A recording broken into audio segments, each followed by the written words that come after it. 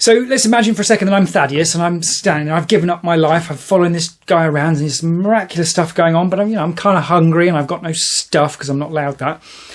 And Jesus comes out with this. You're like, okay, what? How do I put my piece on things? And this sort of rest of it. Today I have read the entire chapter 10 of the Gospel of Matthew in the New Testament. This is not a great achievement again because it's not very much, but even worse than that, this time we're going to actually have to read half of it here just to go through it because there is so much going on in it. It's it's getting harder and harder, this New Testament stuff. Anyway, this opens with Jesus calling his disciples to him and deciding he's going to send them out to do some stuff. And he talks about giving them authority to go out there and do miraculous things and to spread the word. It's really interesting in the talk of this authority. It reminded me of this idea. I don't know if it's actually true, but I've heard that these cars being released, so I don't know who's making them, but they basically have all the options on them, and then you pay a subscription to unlock them, as it were. It's a hellish idea. It sounds really stupid, but it's almost like people are that, and then Jesus can give you authority to go and use your special stuff to go and resurrect people and heal people and do all these crazy things. Sounds all very exciting anyway. We get a list of who these 12 disciples are, which is, useful for us. We have Simon and Simon, which is not so helpful, but one of those Simons does become Peter, or there does seem to also get referred to as Simon Peter, but at least you've got some distinguishing between the Simons. We have Andrew and James. Neither of these Jameses are the brother of Jesus, James, so later on there's going to be James, and James, but, okay, fine. We have Philip, Bartholomew, Thomas, who I think is going to be the doubting guy, Matthew, who is allegedly the guy who's writing this, although we're a little bit sceptical journey face on that, John, who is supposedly the author of the book of the Gospel of John, again, a little bit sceptical journey face, but there we go, Thaddeus, who has the best name, I think, and the unfortunate one with the worst name, Judas, which is a terrible name even today, but to be fair, it was absolutely his fault. So, yeah. Jesus, anyway, tells them to go out, and he says, leave alone the Gentiles and the Samaritans and just go and deal with the Israelites. And there's a couple of things to deal with in here. One is Samaritans. Samaritans are the people who come from Samaria, which is a city. And I recall towards the end of doing the Old Testament, I made a comment about, I don't know what this Sumerian rubbish is about, because it's just Samaria, it's just a city. Turns out Samaria and Suma, being Sumerian and Sumerian, you can see where I'm having trouble, can't you? They are separated by hundreds of miles and well over 1,000 years. So, yeah, I've got to correct that bit that's wrong in the Old Testament. Samaria is the one we have here who's still around. Sumeria seems to pretty much predate even most of the Bible. So, yeah, we fix that and we'll move on. Actually, no, I should say on that the Samaritans, the people of Samaria, they are considered neither to be Jews or Gentiles, but it does sound that they are descended from Israelites. It just seems that they're generally regarded by the sort of the purer Jews, as it were, that they were diluted or something by the Assyrians or something. So they're not proper Jews or Israelites or something like that. It suffices to say that the Jews don't like the Gentiles or the Samaritans, and the Samaritans don't seem to like the Jews either. So, yeah, so it seems to be Jesus is like, let's not worry about that bit yet. You just go and concentrate on this. Very handily from there, Jesus gives us the objective, which is, it's nice when you're like, okay, what is all this for? Why are they going out there and doing this? And Jesus says that the objective is to tell people that the kingdom of heaven has come near. Yeah, so it seemed a little bit redundant in the sense that, okay, what does that mean? And when is it here? So it does seem that, again, sort of slightly cheating because I do know roughly what happens in the gospel story.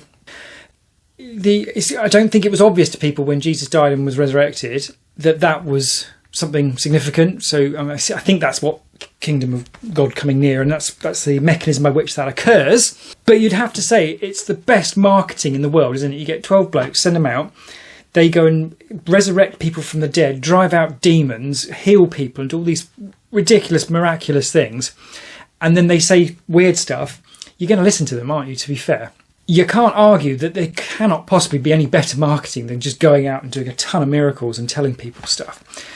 It's just the problem that when you're telling them stuff, it's like, do you really understand what you're saying to these people? That the kingdom of God has come near, and one of them turns around and goes, okay, right, what does that mean? And I was like, don't really know, actually. It does feel like that's going to be a bit of a theme for the disciples, that they don't quite fully grasp what they're talking about themselves. Speaking of not quite understanding, we're going to read it a little bit, so we're going to need the keeper of the book. I couldn't find him earlier, so I've sent my little helper to dig him out.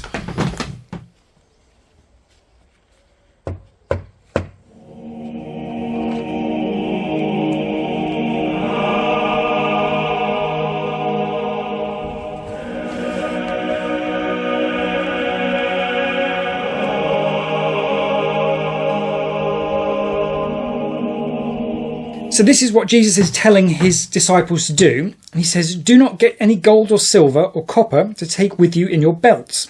No bag for the journey, or extra shirt or sandals or a staff, for the worker is worth his keep. Whatever town or village you enter, search there for some worthy person and stay at the house until you leave. As you enter the home, give it your greeting. If the home is deserving, let your peace rest on it. If it is not, let your peace return to you. So let's imagine for a second that I'm Thaddeus and I'm standing there. I've given up my life. I'm following this guy around and there's miraculous stuff going on, but I'm kind of hungry and I've got no stuff because I'm not allowed that.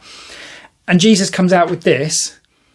You're like, okay, what? How do I put my peace on things? And this sort of rest of it. It gets worse then, because Jesus goes on to talk about that you're going to be subject to floggings by local councils and things. Then you're going to be put on trial and that sort of thing. And so don't worry about it. It's going to be okay, because you don't have to think what to say when you're on trial, because it won't be you speaking. And what's he say? For it will not be you speaking, but the Spirit of the Father speaking through you. Which I suppose, perhaps there's some reassurance to that. It'd be interesting to know what that felt like, to have the Spirit of the Father speaking through you. And I guess there's an interesting knock-on thing there to inspiration. Because one of my gripes, but one of the things in the Old Testament, when he talked about in the live event we did. So what was your least favourite book of the Old Testament? And it's potentially Psalms for me, because they're just written by people and they could be wrong. So, yes, someone's put in the Bible, so they figure it's worth something. But that seems far from guaranteed. But then this idea that God can speak through people using the Spirit or something, that would suggest that the idea of inspiration is valid and biblical. So maybe that sort of takes care of it. I'm then going to read another little bit because, yes, it's going to make much more sense if I do that. And this says, brother will betray brother to death, and a father his child. Children will rebel against their parents and have them put to death.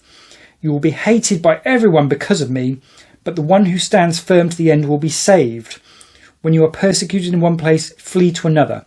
Truly I tell you, you will not finish going through the towns of Israel before the Son of Man comes.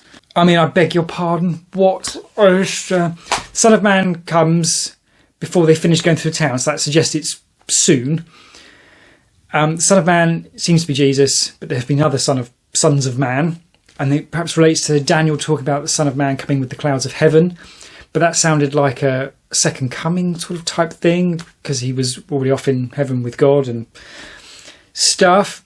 So yeah, I think it's one thing to try and work out what this is saying. It's another part of the equation. It's how the disciples interpreting this. They're just standing there and go, what are you on about, dude? It's like, I don't know what you mean. You can only assume that Jesus was sort of happy for them to be a little bit ignorant, because if he's God, he's going to know that they don't fully grasp it. So, and maybe they can't grasp it. Maybe that's part of the point. And he's just pushed them to do this bit. And then somehow ignorance is actually going to be part of what works to get this stuff figured out, or something like that. Anyway. Jesus also says, don't be afraid of these baddies generally, which is a bit disconcerting. He also talks about, don't be afraid of those who can kill the body but cannot kill the soul.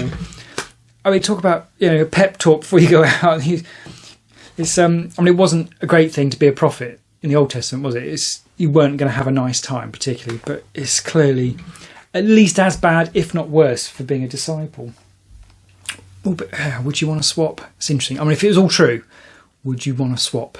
You'd know for sure, but you're going to have a really, really particularly horrible time. It's an interesting thought of where's the value in that trade. I suppose as well, actually, given it's such a high bar, assuming they believe in him enough to actually take this on and do it, that would go to some way to explaining the whole martyrdom thing that was coming later on. But yeah, it's spoilers obviously, but There's a fiddly bit about God will even look after sparrows, and then making it clear that people are even more important than sparrows. So that's clearly not sparrows in day-to-day life, because they get eaten by cats, don't they? And that's just not very nice. So to some extent, does that suggest that sparrows go to heaven? Or not heaven, Sparrows go on to eternal life. I mean, presumably, if it's a recreated second earth with all the bad stuff removed, God created sparrows and said all this stuff was very good. So it would make sense, I guess, that they are there. But yeah, it's interesting. There's a hierarchy, though, isn't there? It doesn't say you can eat sparrows. I mean, sparrows would be a bad example, wouldn't it? It doesn't say people can eat animals, but it does say people and animals are very definitely different. He also talks about people are so special that every hair on a human's head is numbered. So that would sound like proof that this stuff isn't true.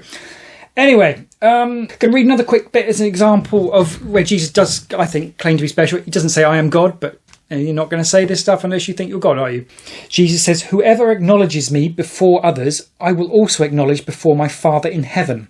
But whoever disowns me before others, I will disown before my Father in heaven. So yeah, he's talking about acknowledging him. So yeah, he's not saying I am God, but he's very definitely between the lines saying I am a very, very big deal.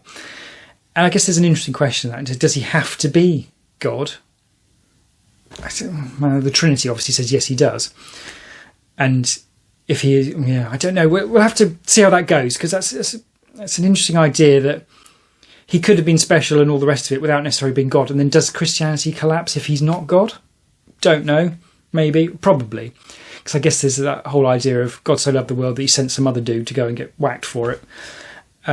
It's a bit different if it's God in that position. So that's jumping ahead, obviously, isn't it? But you know what I mean.